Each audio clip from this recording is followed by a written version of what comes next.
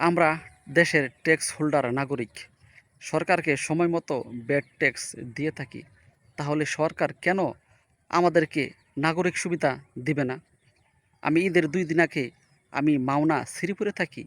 মাওনা শ্রীপুর থেকে আমার জেলা হচ্ছে শেরপুর, শেরপুর জেলা নালিতাবাড়ি থানা।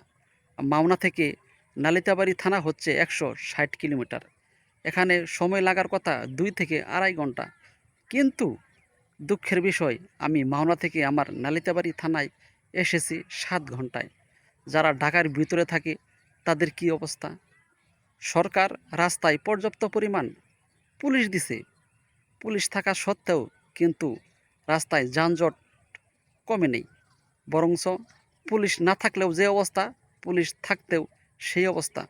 পুলিশ থাকা সত্ত্বেও গাড়ির লোকেরা রাস্তা বন্ধ করে তারা লোক ওঠানামা করে, কিন্তু পুলিশ কিচ্ছু বলে না, তারা চুপচাপ বসে থাকে।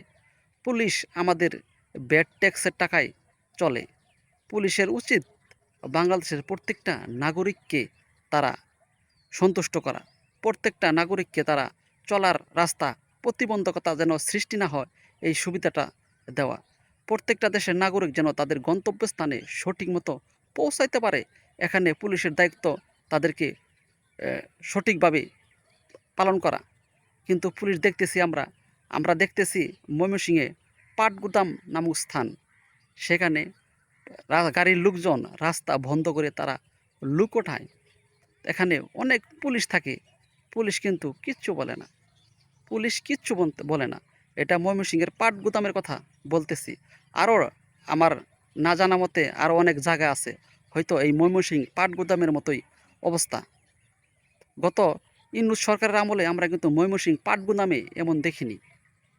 ইউনূস সরকার নাই, বর্তমানে তারেক রহমান সরকার। তারেক রহমান সরকার এখানে কিন্তু শক্ত প্রতিরোধ করার কথা ছিল।